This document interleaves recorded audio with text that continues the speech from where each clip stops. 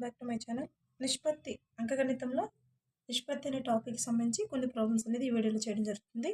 First చూసుకుంటే 3:5, 4:7, 1:2 నిష్పత్తుల్లో గరిష్ట విలువల గల నిష్పత్తి ఏది? గరిష్ట విలువ కలిగిన నిష్పత్తి ఏది అన్నారు. సో మనకి ఇది 2 మెథడ్స్లో చేయొచ్చు.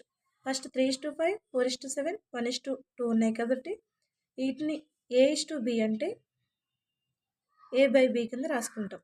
సో అదేవిధంగా 3/5, 4/7, 1/2 రాస్తాం. రాసిన తర్వాత 5కి 7కి 2కి ఎల్సిఎం కడితే మనకి 70 వచ్చింది. ఈ 70 తోటి లవాన్ని హారాన్ని కూడా మనం మల్టిప్లై చేస్తే 3/5 ఇంటూ 70/70, 4/7 ఇంటూ 70/70, 1/2 ఇంటూ 70/70. సో ఈ విధంగా వేసుకుంటే మనకి క్యాన్సిల్ అవి చూసుకుంటాం. 5 అనేది 70లో 14 టైమ్స్ క్యాన్సిల్ అవుతుంది. 14 ఇంటూ 3 అంటే 42/70. నెక్స్ట్ 7 అనేది 70లో 10 టైమ్స్ క్యాన్సిల్ అవుతుంది. 10 ఇంటూ 4 అంటే 40/70. నెక్స్ట్ 2 అనేది 70లో 35 టైమ్స్ క్యాన్సిల్ అవుతుంది. 35/70. సో మనకి ఇక్కడ హారాలన్నీ కూడా సమానంగా వచ్చినాయి. ఇక్కడ మనకి లవంలో ఎక్కువ ఏది ఉందో చూసుకుంటాం. అంటే 42 అనేది ఎక్కువ ఉంది. 42/70 అంటే 42 greater than 40 greater than 35. So ఇందులో గరిష్ట విలువ ఏది? 42 అంటే మనకి ఏ భిన్నం వస్తుంది? 3:5 వస్తుంది. గరిష్ట విలువ లేదా గరిష్ట నిష్పత్తి అంటే 3:5. సో ఇక్కడ మనం ఎల్సిఎం కట్టుకుని చేస్తాం. లేదే సెకండ్ మెథడ్ చూసుకుంటే మనకి 3/5, 4/7, 1/2 ఉన్నాయి కదా. ఇక్కడ లవాల్లో మనం 0 వేసుకుంటాం. ఇచ్చిన సంఖ్య పక్కన 0 వేసుకుంటాం. అంటే 30/5, 40/5, 10/2 వస్తుంది. 40/7, 10/2 వస్తుంది. సో ఇక్కడ మనకి 30లో 5 అనేది ఎన్ని టైమ్స్ క్యాన్సిల్ అవుతుంది? 6 టైమ్స్. సో 6 వేసుకున్నాం. 40లో 7 అనేది ఎన్ని టైమ్స్ క్యాన్సిల్ అవుతుంది? 5.7 టైమ్స్. సంథింగ్ ఇక్కడ రావచ్చు, మనకి అంత అవసరం లేదు. 5.7 వేసుకుంటాం. నెక్స్ట్ 10/2 అంటే 5. సో ఈ మూడింటిలో కూడా మనకి ఏది ఎక్కువ ఉంది? 6, 5.7 తర్వాత 5 అంటే 6 greater than 5.7 greater than 5. So ఇక్కడ కూడా మనకి 6 వచ్చింది. 6 వచ్చిందంటే మనకి ఇది 3/5 యొక్క నిష్పత్తి. గరిష్ట విలువ అంటే 3/5 లేదా 3:5. నెక్స్ట్ సెకండ్ ప్రాబ్లం చూసుకుంటే 4:7 మరియు 3:8లను పోల్చుట అన్నారు. సో పోలిక కూడా ఇస్తారు మనకి. పోల్చుట అంటే మనకి ఈ రెండింటిలో ఏది ఎక్కువ ఉంది అనేది చెప్పాలి. 4:7, 3:8 అంటే 4/7, 3/8. 7కి 8కి ఎల్సిఎం ఎంత? 56 అవుతుంది. సో 56తో లవాన్ని హారాన్ని కూడా మల్టిప్లై చేస్తే 4/7 ఇంటూ 56/56, 3/8 ఇంటూ 56/56. సో క్యాన్సిల్ అయ్యి చేస్తే మనకి 32/56, 21/56 వచ్చింది. అంటే 32 అనేది మనకి ఎక్కువ ఉంది కాబట్టి 32 గ్రేటర్ దెన్ 21. సో మనకి ఇందులో 32 అనేది ఎక్కువ ఉంది కాబట్టి ఈ ఫ్రాక్షన్ ఏమవుతుంది? 4:7 గ్రేటర్ దెన్ 3:8. సేమ్ మనం ఫస్ట్ ప్రాబ్లం చేసిన సెకండ్ మెథడ్ కూడా యూజ్ చేసి చేయొచ్చు. నెక్స్ట్ థర్డ్ ప్రాబ్లం చూసుకుంటే రాజు మరియు రాము లాటరీని గెలిచారు. గెలిచిన సొమ్మును వారు 3:4 నిష్పత్తిలో పంచుకోదలిచారు. రాము వాటాగా 780 రూపాయలు పొందితే వారు గెలిచిన మొత్తము లాటరీ ఎంత అన్నారు. సో మనకి ఇక్కడ ఇది TS టెట్ 2022లో అడిగిన బిట్. ఇది రాజు మరియు రాము గెలిచిన సొమ్ముల నిష్పత్తి ఎంత? 3:4. సో వాళ్ళ సొమ్ములు ఎంత అవుతాయి? 3x, 4x అవుతాయి. రాము వాటాగా పొందిన సొమ్ము ఎంత? 780 రూపాయలు. 780 రూపాయలు అంటే 4x = 780. మనకి ఇక్కడ x = ఎంత అవుతుంది? 780. రాము వాటాగా గెలిచిన సొమ్ము ఎంత? 780 రూపాయలు. 4x = 780 అవుతుంది. ఈ 780 అంటే x = ఎంత అవుతుంది? 780/4 అంటే మనకి 4 టేబుల్ అనేది ఇందులో క్యాన్సిల్ అవుతుంది. ఎన్ని టైమ్స్? 195 టైమ్స్ క్యాన్సిల్ అవుతుంది డివిజన్ చేసుకుంటే. సో ఎక్స్ వాల్యూ వచ్చింది. ఎక్స్ వాల్యూ వచ్చిన తర్వాత ఇప్పుడు రాజు వాటా కావాలి. ఎందుకంటే రాము వాటా తెలుసు మనకి, రాజు వాటా తెలియదు కాబట్టి రాజు వాటా ఏంటి? 3x. 3x = మనకి 3 ఇంటూ x అంటే 195 రూపీస్ చేస్తే మనకి 585 వచ్చింది. రాజు వాటా తెలుసు, రాము వాటా తెలిసినప్పుడు మొత్తం సొమ్ము ఎంత అవుతుంది? రాజు వాటా ప్లస్ రాము వాటా అంటే 3x + 4x = 7x అవుతుంది. 7 ఇంటూ 195 చేసినా సేమ్ ఇది ఆన్సర్ వస్తుంది.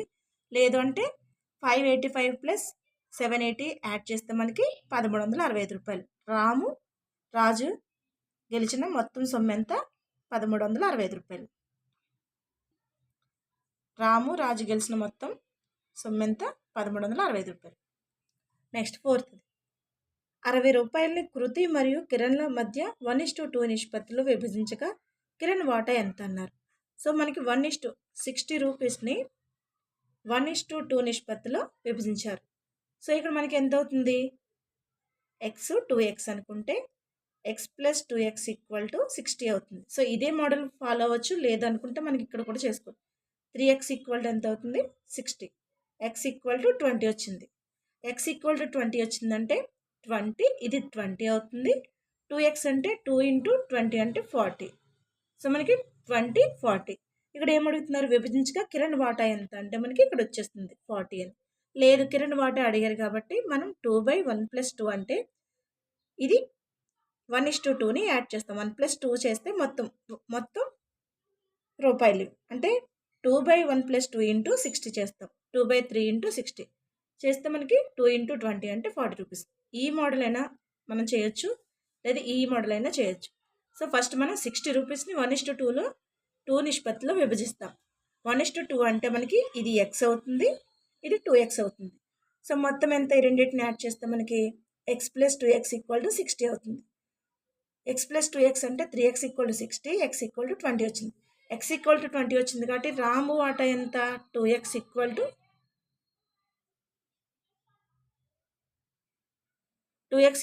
40కి ఈక్వల్ చేస్తాం, ఎందుకంటే ఇక్కడ 40. సో x = ఎంత అవుతుంది? ఈ 2 అనేది ఇందులో 20 టైమ్స్ క్యాన్సిల్ అవుతుంది, 20 అవుతుంది.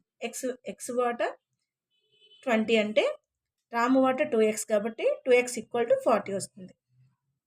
Next 5th problem. 15/18 మనకి ఇక్కడ బాక్స్ ఇచ్చి /6 ఇచ్చారు. సో ఈ బాక్స్లో ఉన్న వాల్యూ ఎంత కనుక్కున్నారు. అయినా బాక్స్ స్థానంలో ఉండవలసిన సంఖ్య ఎంత అన్నారు. సో ఇవి మనకి ఆల్రెడీ మీకు పేజ్ నెంబర్స్ వేసి 6th క్లాస్ సెమిస్టర్ 2లో పేజ్ నెంబర్ 165లో ఉన్న ప్రాబ్లం ఇది. ఆల్రెడీ ముందు ప్రాబ్లం పక్కనే పేజ్ నెంబర్ వేశాను, అది ఏ క్లాస్లో ఉందో కూడా వేయడం జరిగింది. 15/18 అంటే 15/18 ఇక్కడ తెలియదు కాబట్టి మనం x అనుకుంటాం. x/6 అవుతుంది. 15లోని 18లోని క్యాన్సిల్ అయ్యేది ఏముంది? 15లోని 18లోని క్యాన్సిల్ అయ్యేది 3 టేబుల్ క్యాన్సిల్ అవుతుంది. ఇందులో 5 టైమ్స్, ఇందులో 6 టైమ్స్ అంటే 5/6 = x/6. సో మనకి హారాలు రెండు ఈక్వల్గా ఉన్నాయి. లవాలు x = ఎంత అవుతుంది? 5 అవుతుంది. మనకి బాక్స్లో ఉండవలసిన సంఖ్య ఎంత? 5. నెక్స్ట్ 6th 200:3000 నిష్పత్తి యొక్క కనిష్ట రూపం ఏది? కనిష్ట రూపం అంటే 200:3000 అంటే ఈ 2 zeros ఈ 2 zeros క్యాన్సిల్ అయితే మనకి 2:30. 2 అనేది 30లో 15 టైమ్స్ క్యాన్సిల్ అవుతుంది కాబట్టి నిష్పత్తి ఎంత? 1:5. ఆప్షన్ 4 అనేది correct. Next 7th problem. 90 centimetres మరియు 1.5 మీటర్ల మధ్య నిష్పత్తి ఎంత అన్నారు. సో మనకి ఇక్కడ సెంటీమీటర్స్ ఇచ్చారు, ఇక్కడ మీటర్స్ ఇచ్చారు. అంటే 90 సెంటీమీటర్స్ = 1.5 మీటర్స్ అన్నారు. సో 1 మీటర్ = 100 సెంటీమీటర్స్ కాబట్టి 1.5 మీటర్స్ అంటే 1.5 × 100 అవుతుంది. సో ఎంత అవుతుంది? 150 సెంటీమీటర్స్.